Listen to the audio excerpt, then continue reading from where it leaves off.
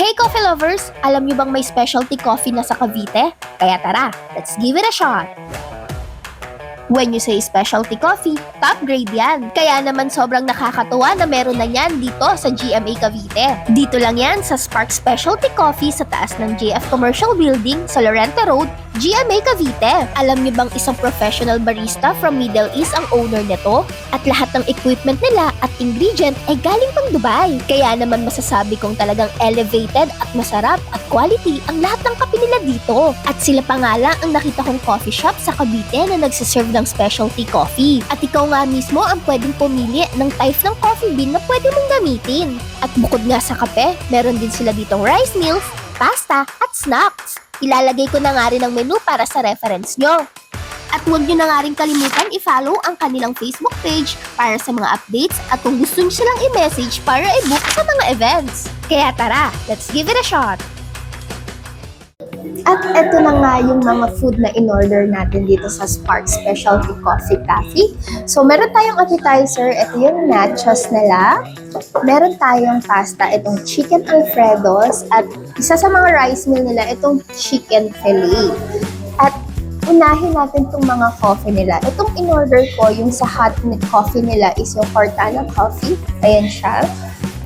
Ito is well-blended coffee na sobrang sarap niya. If a coffee lover ka, talagang ma-appreciate mo yung ganitong coffee. Kaya, Cortana coffee, let's give it a shot. Solid. Ang sarap ng coffee niya, yung coffee bean niya, malalasahan mo. Anyway, this is an Arabica Ethiopian bean. Dito kasi sa specialty coffee, pwede kang mamili ng mga coffee bean na pwedeng gamitin sa coffee mo. Kaya, must try talaga to, especially sa mga coffee lover. Right? So, unahin natin syempre itong appetizer. Ayan. So, tikman natin. Ayan, meron siyang ham, cheese. Meron siya nitong parang, may mais siya. Ayan, lagyan natin na cheese. Ooh, ayan. Nakahiwalay yung cheese niya. Very cheesy. Tikman natin. Nachos, let's give it a shot.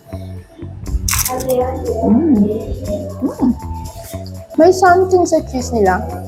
Ang milky ng lasa. Yung ham with cheese. Nagko-complement lahat ng lasa niya. May sibuyas, may mais. Ngayon na ako makatikim ng nachos na may mais. Ang bagay pala siya, ha? Second bite. Tikman naman natin itong isa sa mga pasta nila sa menu. So, chicken alfredos. Tignan natin. So, meron siyang chicken fillet, dalawang roasted or toasted na bread. And tikman natin. Let's taste this one.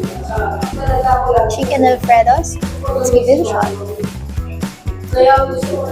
Malalasahan mo yung Parmesan cheese. Yung creaminess niya, hindi siya simpleng cream lang. Wala siyang, may something herb yung lasa ng pasta niya or nung sauce niya. Parang kakaiba tong chicken alfredos na to for me. Masarap in a way. Masarap siya, kakaiba siya, pero maganda yung, good yung pagiging kakaiba niya. Kaya, bigyan natin to ng second bite.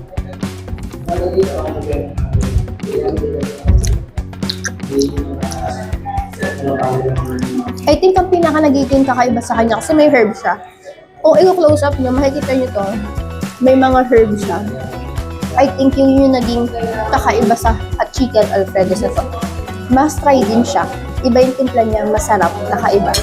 At syempre, dito na tayo sa main meal natin, which is yung rice meal. So, itong in-order ko is chicken fillet. And meron sila ditong deep na tartar sauce, I guess. So, tikman natin. Tikman muna natin syempre itong chicken fillet nila and yung sauce na kasama. Chicken fillet. Let's give it a shot.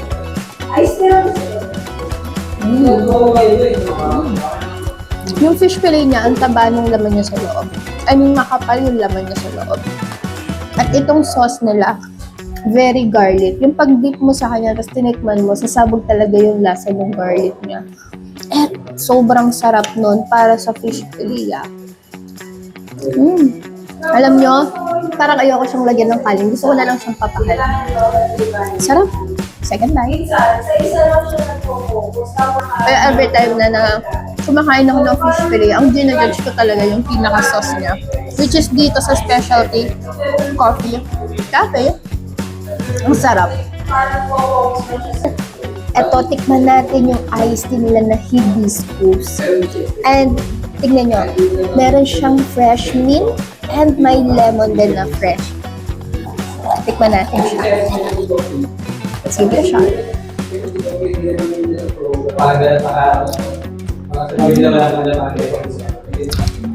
Ang sarap. Yung hibiscus, lasang-lasa mo. Yung lemon, humahalos sa hibiscus. And yung mint, bumubuhit siya sa ilong mo afterwards mo uminom. Sarap nito. Para sa mga hindi naman into coffee, etong iced tea nila the best. And this is your foodie passenger, Princess Madam OBR. If you like more of craving and destination content like this, please follow me. And as always, let's give it a shot.